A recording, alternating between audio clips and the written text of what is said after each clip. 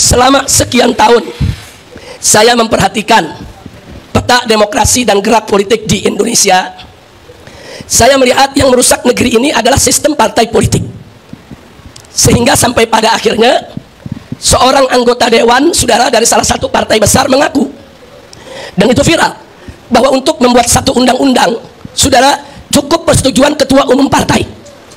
Artinya kalau di DPR itu katakan ada 9 partai atau 10 partai, cukup 10 orang itu yang ngatur kita punya negeri.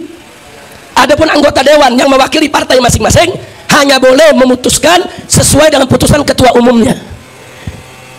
Jadi saudara, kalau itu yang terjadi, ya hancur dong demokrasi kita. Karena sekian ratus anggota dewan tadi nggak ada maknanya, nggak ada manfaatnya.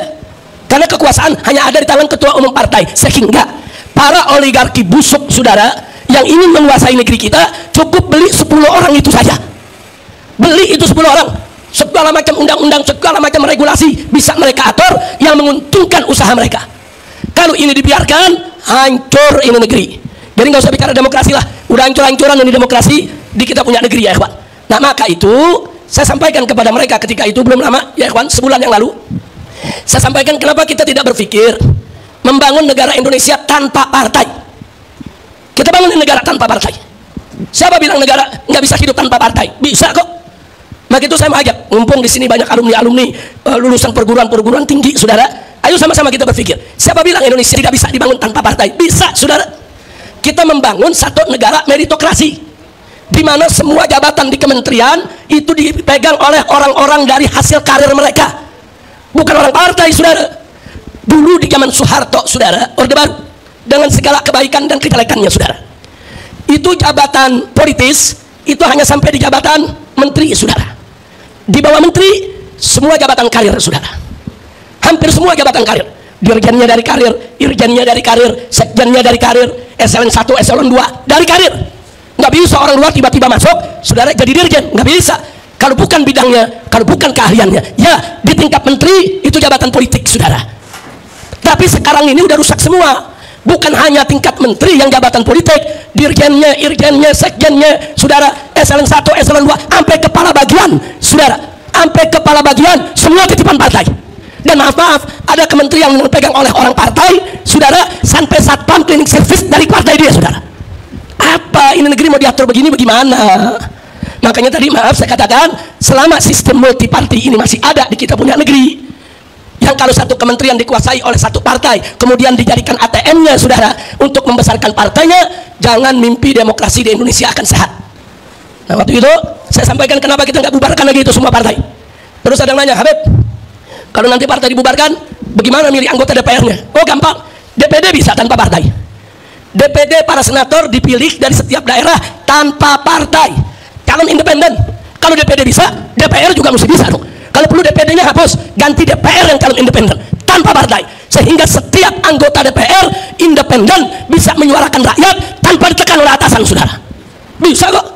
Siapa bilang nggak bisa, saudara? Omong kosong kalau dibilang nggak bisa. Biasanya yang bilang nggak bisa ya orang partai, karena takut partainya dibubarkan. Kira-kira paham ibu ya? Ini tamu saya sama nih, paham semua nih ya. Saya bukan lagi berkhayal, bukan nih. Ini lagi lempar wacana, saudara. Ini wacana dalam dunia politik penting. Nah, sehingga, saudara, presiden dipilih secara independen, DPR dipilih secara independen, betul-betul semua rakyat yang pilih. Negara ini bebas daripada tekanan partai, saudara. Itu pertama. Baik, andai kata pun negara tanpa partai itu sulit, saudara, atau belum bisa dilaksanakan saat ini, atau perlu 1 atau 2 dekade lagi mendewasakan masyarakat, saudara, maka solusinya cukup Indonesia punya 2 partai saja. Bisa, saudara. Amerika Serikat, negara yang begitu maju, bisa kok 2 partai, Partai Republik, Partai Demokrat, selesai. Di Indonesia bisa. Indonesia ini dari dulu sudah terbelah, saudara. Cuma ada 2 bagian. Satu bagian mendukung pemberlakuan syariat Islam, satu bagian nggak mendukung pemberlakuan syariat Islam. Simple, bikin 2 partai, partai yang mendukung syariat, partai yang tidak mendukung syariat. Silakan umat mau pilih yang mana, saudara. Simple, dan itu lebih sehat.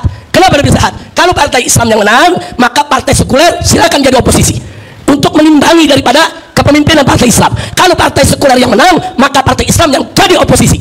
Jadi negara ini, saudara, ada balancingnya, saudara, seimbang. Nah, kalau sekarang teriak-teriak negara presidensial itu nggak boleh ada oposisi, Jadi semua disuruh dukung pemerintah, nggak boleh beroposisi, saudara. Nah, jadi dua partai itu juga masih boleh sehat, walaupun saya tetap kepada wacana pertama, bangun negara tanpa partai, sehingga nanti jabatan-jabatan menteri, saudara, itu bisa diambil dari jabatan karir. Presiden yang terpilih secara independen, saudara, dengan anggota dewan yang juga independen, saudara, bisa memilih para menteri dari kementeriannya masing-masing. Nah, jangan kayak sekarang kan banyak kelawuran nih, bankir diangkat jadi menteri kesehatan. Nah, akhirnya dunia kesehatan dibisniskan, saudara. Fakta kok. Bos Gojek dari menteri pendidikan. Kalau bos Gojek jadi menteri transportasi masih logis, saudara. Nah, tapi kalau jadi menteri pendidikan, kita lihat akibatnya. Perguruan